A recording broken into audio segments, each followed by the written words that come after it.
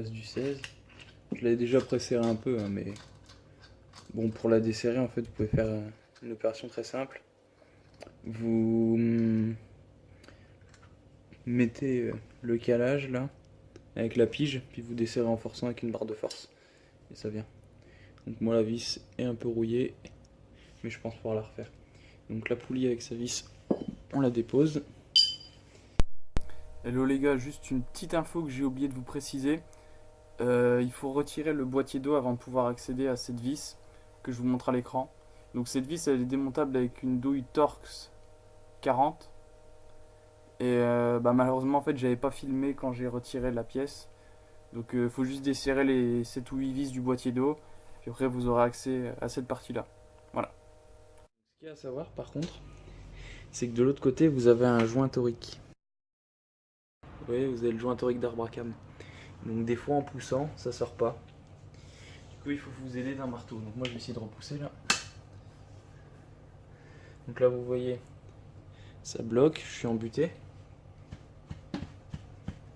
Et là quand j'essaye de taper, ça sort pas. Bon, du coup moi je me munis de ça, vous voyez, vu que c'est en caoutchouc ça l'abîmera pas. Et puis je tape au bout là, vous voyez. Normalement ça devrait sortir.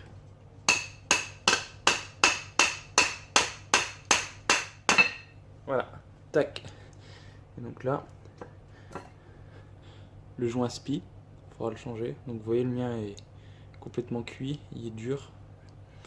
Ça m'étonne pas que le moteur ait des fuites d'huile. Du cellophane.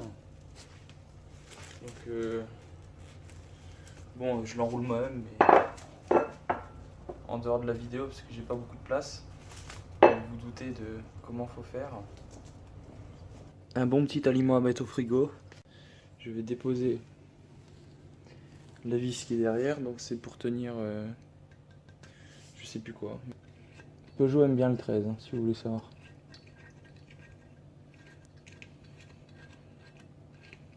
Donc là voilà ce que c'était. Une vis avec cette rondelle pour cette pièce là. Pour vous montrer en gros, je vais devoir placer mon outil. Je vais devoir placer mon outil sur cette soupape. Donc vous voyez j'en ai déjà retiré une, hein, c'était pour voir comment ça marchait. Là je vais vous montrer comment je fais. Donc placez l'outil ici et vous devez la placer en appui sur la soupape de l'autre côté. Donc là vous voyez l'outil est placé. Je vous montre vite fait comment ça marche. Donc il est en appui sur la soupape de l'autre côté. D'accord. Et de ce côté là, je visse tout simplement.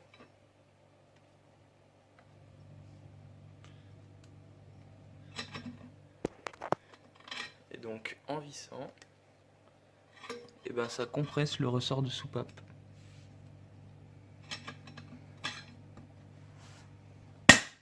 Tac. On va céder du petit aimant. Parfait. J'ai récupéré un demi-cône. Donc il manque le deuxième, mais bon, à partir du moment où vous en enlevez un, le deuxième viendra. Donc là, je vais desserrer tout doucement.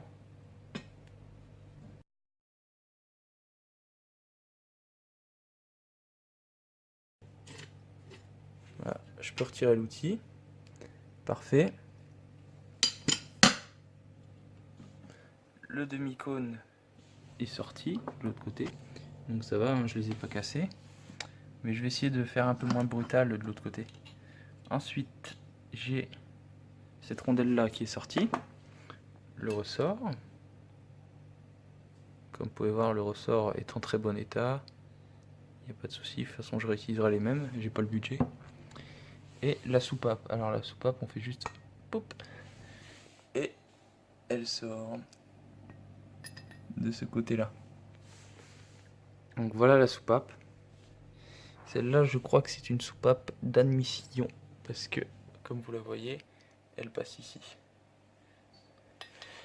Quand je la rentre, vous voyez la soupape dans le fond là. Toc. C'est elle qu'on voit dans le fond là. Donc je suis désolé, c'est un peu flou, mais bon. Donc il y a ça qui est venu. Donc je vous montre vite fait. Hein. Voilà, ça vient comme ça, avec la petite rondelle épaulée. Et il y a aussi un truc qu'il faut pas oublier, c'est juste ici. Donc je vous conseille de l'enlever pour pas le perdre. Hop, c'est la petite rondelle qui vient ici. Ok. Donc bah on va faire pareil. Donc là, on fait une soupape d'échappement. C'est parti.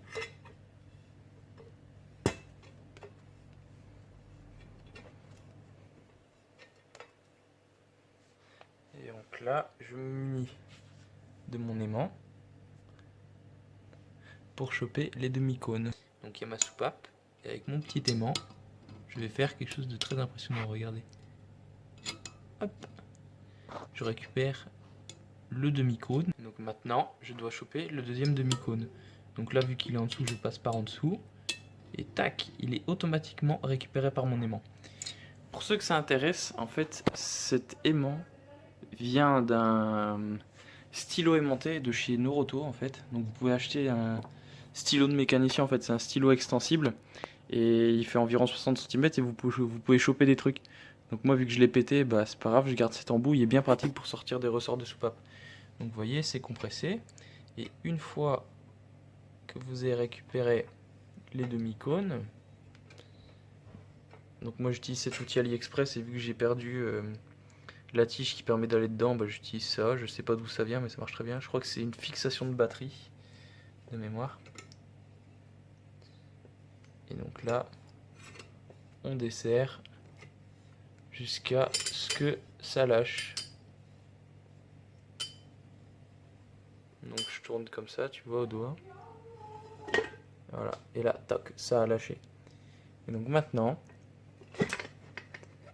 il suffit de desserrer de l'autre côté pour libérer le tout. On enlève son outil.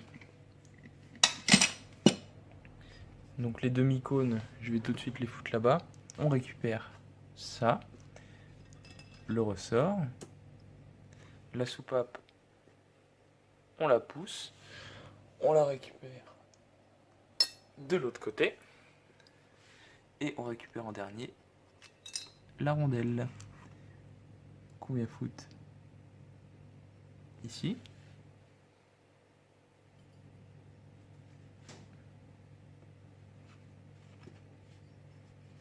Moi je fais comme ça, après vous faites comme vous voulez. Moi je fais tout passer dans la soupape.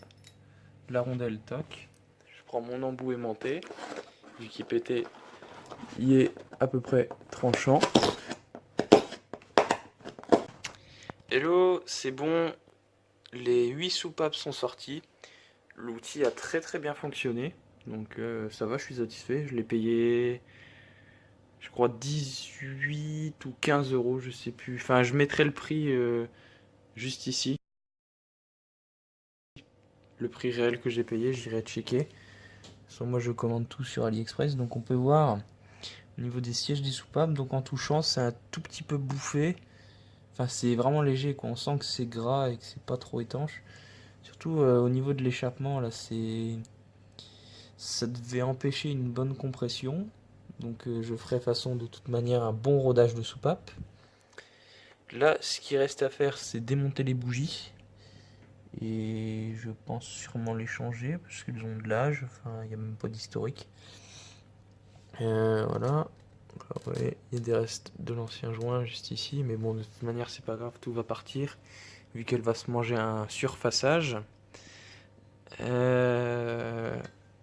Donc de l'autre côté, voici ce que ça donne. Donc vous voyez, la culasse est très sale, il y a des morceaux dedans, je sais pas ce que c'est. Bon, tout sera nettoyé. Et maintenant, ce qu'il faut retirer, ce sont les joints de queue de soupape. Alors, j'avais essayé à un moment d'en retirer un, ça s'était très mal passé, j'avais galéré.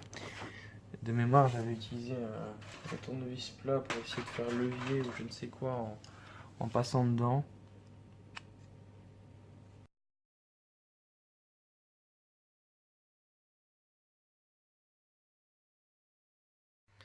Bon, j'ai retiré les 8, ça y est. Le mieux que j'ai trouvé, c'était à la pince finalement. Vous voyez, celui-là, je l'ai fait à la pince.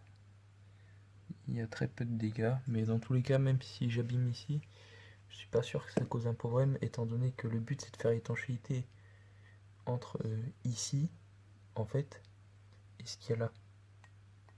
En soi, ça vient juste sur le bord ici. Vous voyez, c'est à l'intérieur de ça, il y a un petit joint. Et le but, c'est faire étanchéité là. Donc en réalité, si on met quelques petites marques là, c'est pas bien important, je pense. Mais bon, le mieux, c'est quand même de pas marquer la culasse. Donc là, c'est bon. Tout est démonté. Plus de joint de queue de soupape, plus rien. Il me reste juste à démonter les bougies et cette culasse est prête à être emmenée.